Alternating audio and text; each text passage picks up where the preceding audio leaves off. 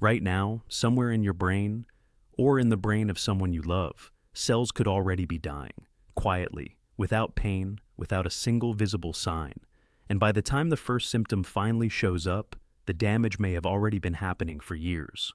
I'm Dr. Michael, and today I want to talk about a disease that almost everyone thinks they understand, but most people actually don't. Not fully, not in the way that matters. Say the word Parkinson's and most people picture the same thing, shaking hands. That's it. That's the whole picture in most people's minds. But here's what I need you to understand. That picture is incomplete. And that incomplete picture is exactly why so many early warning signs get missed, sometimes for years. Stay with me, because by the end of this video, you're going to understand something that could completely change how you watch for changes in yourself or in someone close to you. And there's one fact coming up that genuinely surprises most people, even people who think they already know this disease well. Let's start with what's actually happening inside the brain, because once you understand this, everything else makes sense. Parkinson's disease is a brain disorder that causes unintended or uncontrollable movements, shaking, stiffness, trouble with balance and coordination. But underneath those visible symptoms, something specific is happening at the cellular level. There's a chemical in your brain called dopamine. It's responsible for smooth, purposeful movement. Every time you reach for a cup, walk across a room, or write your name, dopamine is quietly doing its job in the background. In Parkinson's disease, certain brain cells that produce dopamine slowly weaken and die. As those cells disappear, the brain produces less and less dopamine. And as dopamine drops, movement becomes harder and harder to control. Now here's the part that should genuinely stop you for a moment. By the time the first noticeable symptom appears, most people have already lost 60 to 80% or more of their dopamine-producing brain cells. Read that again. 60 to 80% gone before the first visible sign ever shows up.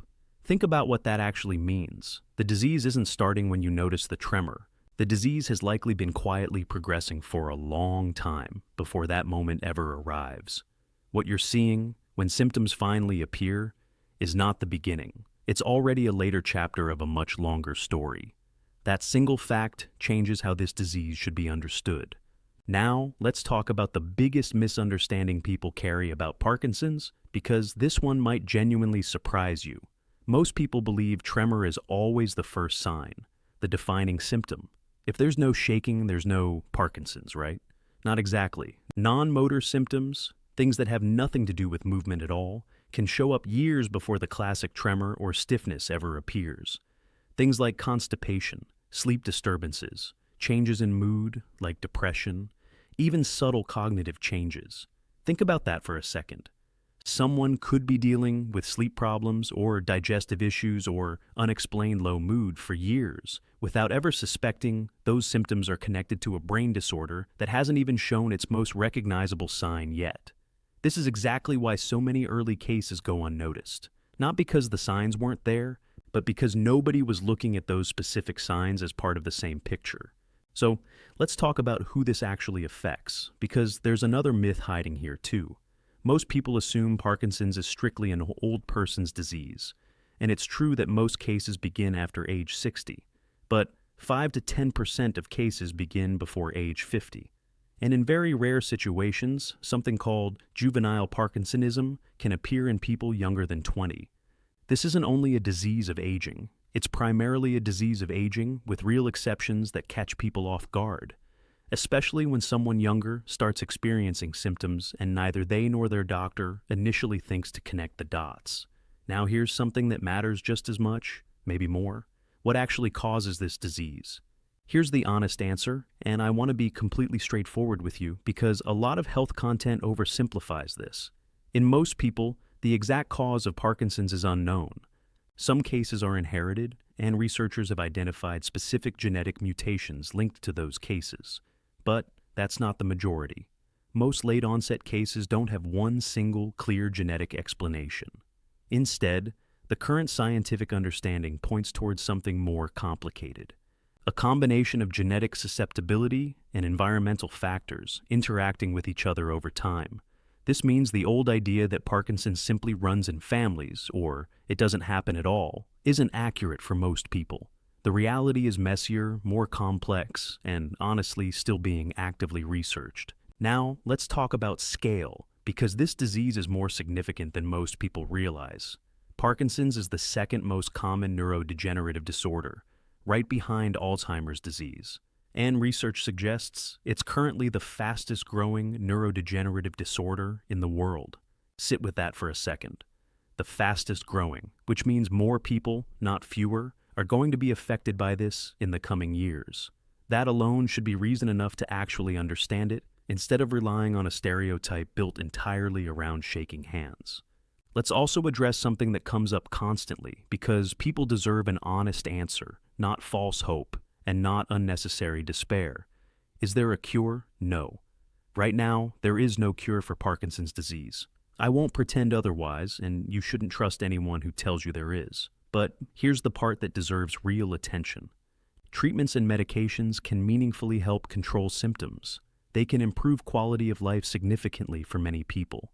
And research is actively ongoing, including studies exploring new approaches like specific forms of brain stimulation aimed at helping manage symptoms more effectively. This isn't a hopeless situation. It's a manageable one, with active research continuing to move forward. But it does require honesty about what current treatment can and cannot do. It manages. It doesn't cure, at least not yet. Now, let's bring this back to something practical, something you can actually use. If you understand only one thing from everything we've covered, understand this. Parkinson's is not only a tremor disease, it's a whole body, whole brain disorder that often begins quietly long before movement symptoms ever appear. If you notice persistent sleep problems, ongoing digestive changes, unexplained shifts in mood, or subtle cognitive changes in yourself or someone close to you, especially alongside any early signs of stiffness or slowed movement, that combination is worth bringing up with a doctor. Not to panic, to get real answers, because early recognition and proper evaluation matter.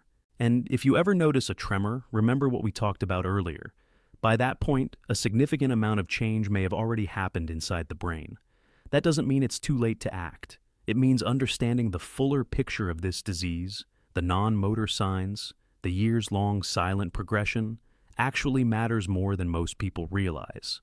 I also want to gently mention something else. Parkinson's affects people across every background, every profession, every walk of life. Several well-known public figures have lived with this disease openly, which has helped reduce a lot of the stigma and silence that used to surround it.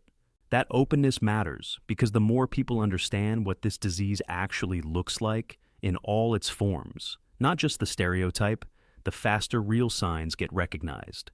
Here's something worth sitting with as we close. Somewhere out there right now, someone is dealing with sleep issues they assume are just stress. Someone else is quietly struggling with mood changes they've written off as simply getting older. And in some of those cases, without either of them realizing it, those signs might be the earliest chapter of a story that hasn't shown its most recognizable symptom yet. You don't get to know, in the moment, which small changes are meaningful and which ones are simply part of everyday life. That uncertainty is uncomfortable, but it's also exactly why paying closer attention, instead of dismissing quiet changes, matters more than most people ever consider. I'm not going to close this by asking you to subscribe or click anything. I just want to leave you with one thought, and I want you to actually sit with it for a moment. If the earliest signs of something serious don't always look the way you expect them to, what small changes have you been quietly dismissing in yourself or in someone you love, simply because they didn't match the picture you had in your head?